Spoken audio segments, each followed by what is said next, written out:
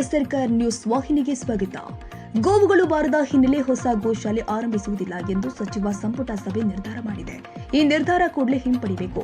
ಹಿಂದಿನ ಸರ್ಕಾರ ಜಿಲ್ಲೆಗೊಂದು ಗೋಶಾಲೆ ಸ್ಥಾಪನೆ ಮಾಡಬೇಕು ಅಂತ ಹೇಳಿತ್ತು. ಆದರೆ ಈ ಸರ್ಕಾರ ಹೊಸ ಗೋಶಾಲೆ ಪ್ರಾರಂಭಿಸುವುದಿಲ್ಲ ಎಂದು ಹೇಳಿ ಹಿಂದೂ ಸಮಾಜದ ತಾಳ್ಮೆ ಪರೀಕ್ಷೆ ಮಾಡ್ತಾ ಇದೆ ಎಂದು ಮಾಜಿ ಡಿಸಿಎಂ ಕೆಎಸ್ ಈಶ್ವರಪ್ಪ ಹೇಳಿದ್ದಾರೆ. ಶಿವಮೊಗ್ಗ ನಗರದಲ್ಲಿ ಮಾತನಾಡಿದ ಅವರು, ಮದರಸಾ ಉರ್ದು ಶಾಲೆಯಲ್ಲಿ ಮಕ್ಕಳಿಲ್ಲ ಎಂಬ ಕಾರಣಕ್ಕೆ ಅವುಗಳನ್ನ ಮುಚ್ಚುತ್ತೀರಾ? ಮೃತ್ಯುಂಜಯ ನದಿಗೆ ಗೋಮಾಂಸದ ತ್ಯಾಜ್ಯ ಹಾಕಲಾಗಿತ್ತು. ಈ ನೀರು ನೇತ್ರಾವತಿ ನದಿಗೆ ಸೇರಲಿದೆ. ಧರ್ಮಸ್ಥಳದಲ್ಲಿ ಪುಣ್ಯ ಸ್ನಾನವನ್ನ ಅಪವಿತ್ರಗೊಳಿಸುವ ಪ್ರಯತ್ನವಿದು. ಗೋಹತ್ಯೆ ನಿಷೇಧವಿದ್ರೂ ಕೂಡ ಇಷ್ಟೊಂದು ಗೋಮಾಂಸ ತ್ಯಾಜ್ಯ ಬಂದಿದ್ದು ಹೇಗೆ? ಹಿಂದೂ ಸಮಾಜಕ್ಕೆ ಮತ್ತು ನಂಬಿಕೆಗೆ ತೊಂದರೆ ಉಂಟು ಮಾಡುವವರ ವಿರುದ್ಧ ಸರ್ಕಾರ ಕ್ರಮ ಕೈಗೊಳ್ಳದಿರೋದು ಯಾಕೆಯೇ ಅಂತ ಪ್ರಶ್ನೆ ಮಾಡಿದ್ದಾರೆ. ಬಸ್ ಪ್ರಯಾಣ ದರ 15% ಹೆಚ್ಚಳ ಮಾಡಲಾಗಿದೆ. ಇದು ಸಾಲ ಮಾಡಿ ಹಬ್ಬದೂಟ ಮಾಡಿದಂತಾಗಿದೆ. ಸಾಲ ಮಾಡಿ ಗ್ಯಾರಂಟಿ ಯೋಜನೆ ಜಾರಿಗೊಳಿಸಿದ್ರಿಂದ ಎಲ್ಲದರ ದರ ಹೆಚ್ಚಳ ಮಾಡ್ತಾ ಇದ್ದಾರೆ. ಇನ್ನೂ ಹಲವು ಬೆಲೆ ಏರಿಕೆಗಳು ಬಾಕಿ ಇದೆ.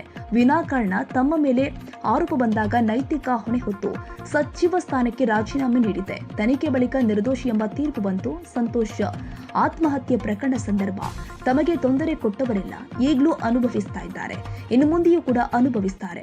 ರಾಜಕಾರಣದಲ್ಲಿ ಮುಗಿಸಲು ಪ್ರಯತ್ನಿಸಿದ್ರು.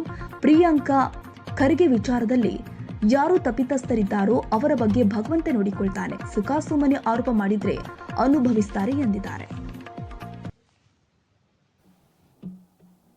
ಕಾಂಗ್ರೆಸ್ ಸರ್ಕಾರ ಹಿಂದೂ ಸಮಾಜದ ತಾಳ್ಮೆಯನ್ನು ಪರೀಕ್ಷೆ ಮಾಡ್ತಾ ಇದ್ದಾರೆ.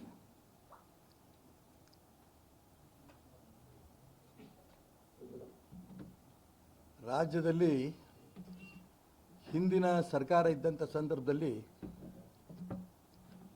ಪ್ರತಿ ಜಿಲ್ಲೆಗೂ ಒಂದು ಗೋಶಾಲೆ ಆರಂಭ ಮಾಡಬೇಕು ಅನ್ನೋ ತೀರ್ಮಾನ ಆಗಿತ್ತು.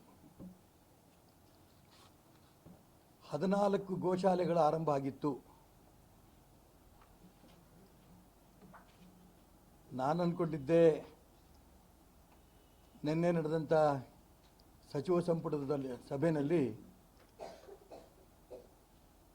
ಉಳಿದಂಥ 24 ಗೋಶಾಲೆಗಳನ್ನು ಆರಂಭ ಮಾಡ್ತಾರೆ ಅಂತ ನಾನು ಅಂದ್ಕೊಂಡಿದ್ದೆ. ಆದರೆ ತುಂಬ ನೋವಿನ ಸಂಗತಿ, ದುರಾದೃಷ್ಟ, ಇನ್ಯಾವುದೂ ಹೊಸ ಗೋಶಾಲೆಗಳನ್ನು ನಾವು ಆರಂಭ ಮಾಡಲ್ಲ, ಈ ನಿರ್ಣಯ ತಗೊಂಡಿದ್ದಾರೆ.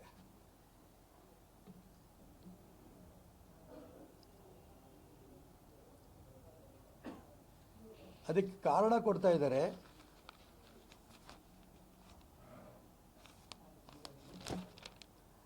ಗೋವುಗಳು ಬಾರದೇ ಕಾರಣ ಈ ನಿರ್ಧಾರ ಅಂತ ಮಾನ್ಯ ಎಚ್ ಕೆ ಪಾಟೀಲ್ ಹೇಳ್ತಾರೆ. ಗೋವುಗಳು ಬಂದಿಲ್ಲಂತೆ. ಶಿವಮೊಗ್ಗದಲ್ಲೇ ಗೋಶಾಲೆಗಳಿದ್ದಾವೆ.